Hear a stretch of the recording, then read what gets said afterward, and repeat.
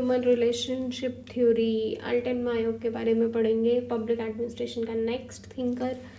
और ये कहाँ से थी? ऑस्ट्रेलियन इंडस्ट्रियल साइकोलॉजिस्ट थी, सोशोलॉजिस्ट थी, और ये ह्यूमन रिलेशन थ्योरी और मैनेजमेंट पे बात करती थी। इनकी ग्राउंड ब्रेकिंग कहाँ पे हुई थी, कहाँ से इन्होंने स्टडी की थी? हॉथॉर्न यूनिवर्सिटी 1920s में और 1930 में। फिर इन्होंने शिफ्ट किया mechanist view of labour to emphasizing social and psychological needs of workers के लिए। और अल्टो मायो का सिलेबस कहाँ पे इम्पोर्टेंट है, कहाँ पे?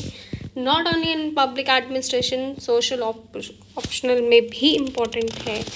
अब कोड क्या है इनका? ये करती थी बात social needs over monetary incentives की। इंसान की सोशल नीड्स क्या है? मॉनेटरी टर्म्स आप बाद में देखो, पहले सोशल टर्म्स को देखो।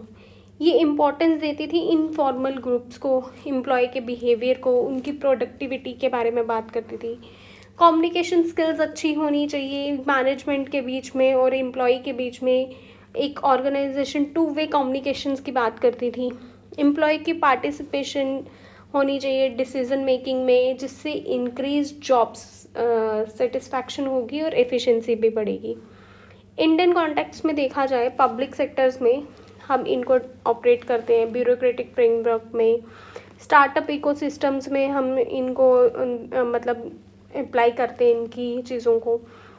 हम हायरार्की कोलैबोरेट करते हैं और एम्फेसाइज करते हैं इनफॉर्मल ग्रुप्स, एम्प्लॉय की पार्टिसिपेशंस को लेते हैं। लेबर रिफॉर्म्स में हाँ इंडिया में यूज़ किया जाता है। कोऑपरेटिव सोशल रिस्पॉन्सिबिलिटी में इंडिया इस चीज़ को प्रमोट करता है, वेलफेयर को।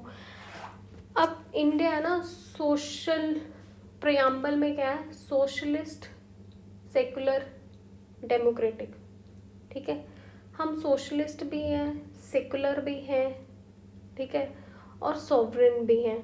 तो हम इन चीज़ों को अप्लाई करते हैं। इंडिया उन चीज़ों को अडॉप्ट करता है जो अच्छी हैं इंडिया के लिए। तो कंटेम्प्रेरी डेवलपमेंट्स में क्या है? Remote work and employ wellbeing.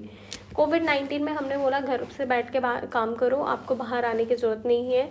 हमने उनकी कंडीशंस को समझा, हमने अपनी कंडीशंस को भी देखा और एक मिडवे पाथ निकाला।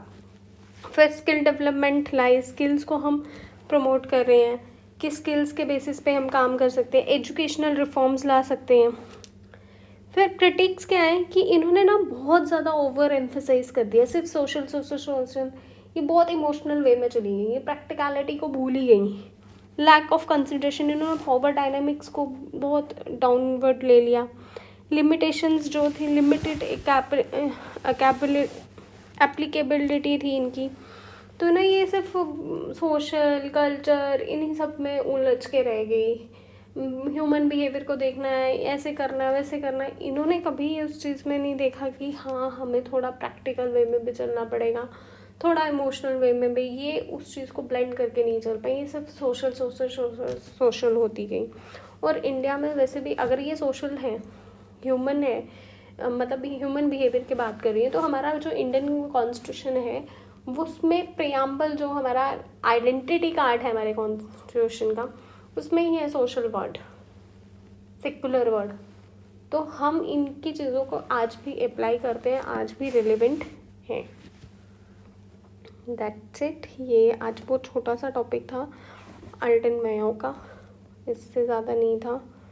मैंने इसके MCQs की भी डाली हुई है, वो भी आप देख लेना। That's it. Thank you very much. Bye bye, take care.